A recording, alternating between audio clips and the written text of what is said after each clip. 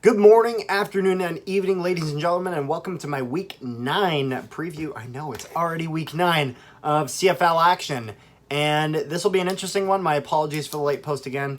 My girlfriend's moving, so I'm just helping her move a lot of stuff. So I've been very busy with that, along with my university stuff. So sorry this got backed up. One of the games already happened because there was a Tuesday night game. Anyways, without further ado, we're going to start off with the Edmonton Elks versus the Ottawa Redblacks. All right, so as I already said, this game already happened. It was a Tuesday night game. I don't know what the CFL is doing with their scheduling, but they're scheduling some early in the week games. But I thankfully, like last week, I wrote down predictions before the game happened. So what I predicted was I predicted that the Elks would kind of play down to their level because we know the Elks can actually play decent.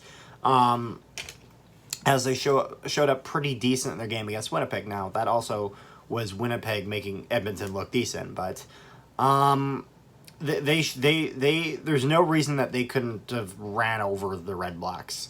But I predicted that Ottawa would lose a close game against Edmonton, and obviously the game already happened. I know what happens, but we'll talk about that in the review coming up.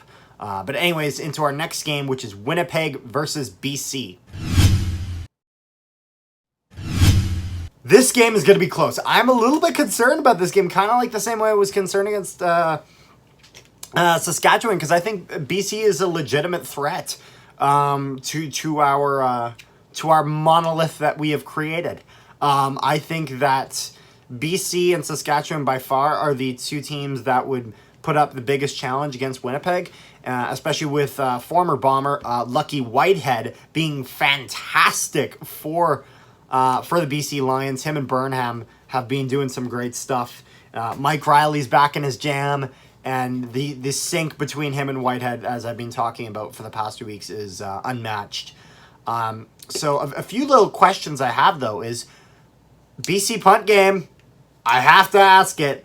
You know, that flopped punt led to the loss this past game. That was the beginning of the end. So I wonder if they're going to do anything in that regards. In terms of the Bombers' kicking game, because that's been a problem all second season.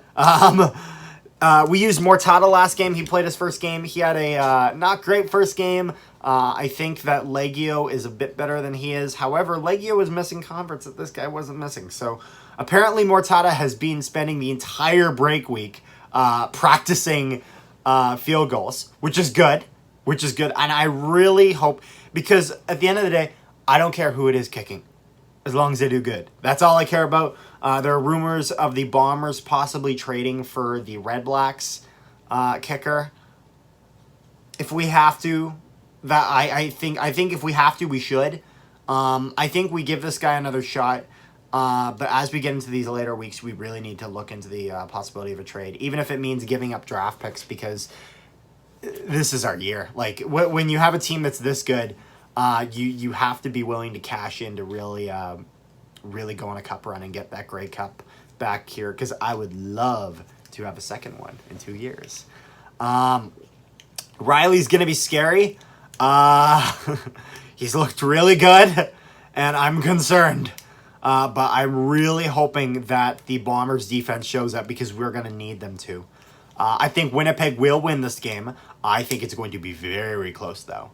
I think it's going to be similar to the Saskatchewan game in that regard. But that'll bring us to our next game, Montreal versus Hamilton.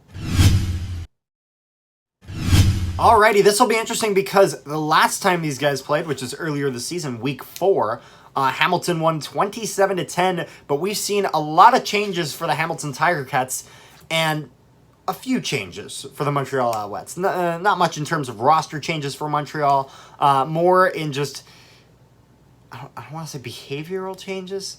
They started off the season with this fantastic game, and then they've just kind of fluctuated between decent, have a great game, have a not so great game. They really haven't had that fantastic game since their first game this season in week 2.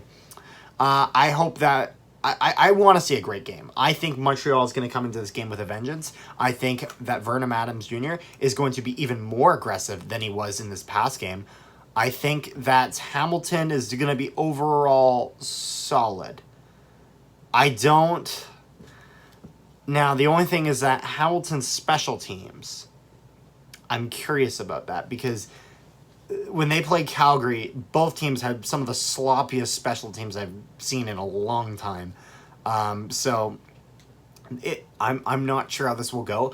I'm actually going to predict that Montreal is going to win this, but I think it's going to be a really close game as well, similar to the Winnipeg BC game. But that'll bring us to our next one and our last one of the week, which is Saskatchewan versus Calgary.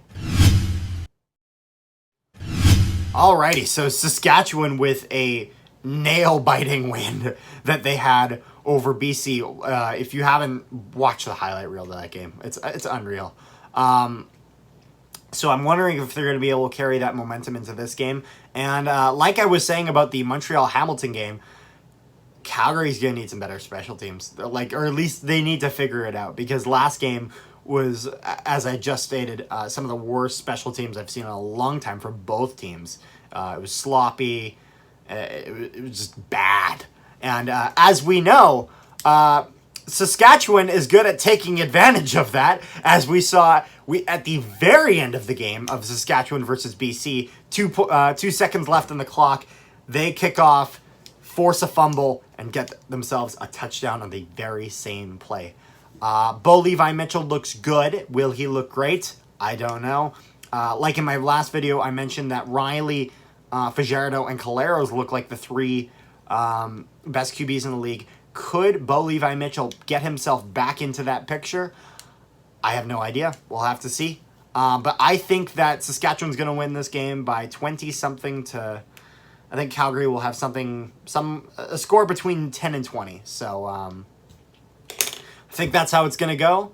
I hope you enjoyed this video. Make sure you like, share, and subscribe if you haven't already. Check out my previous reviews and previews. And also, my Bomber game reaction is coming back this week, because Bombers have the break week, so no game reaction to a game that didn't happen. And I'm going to be watching the Winnipeg versus BC game. And oh boy, so check that video out when it comes out.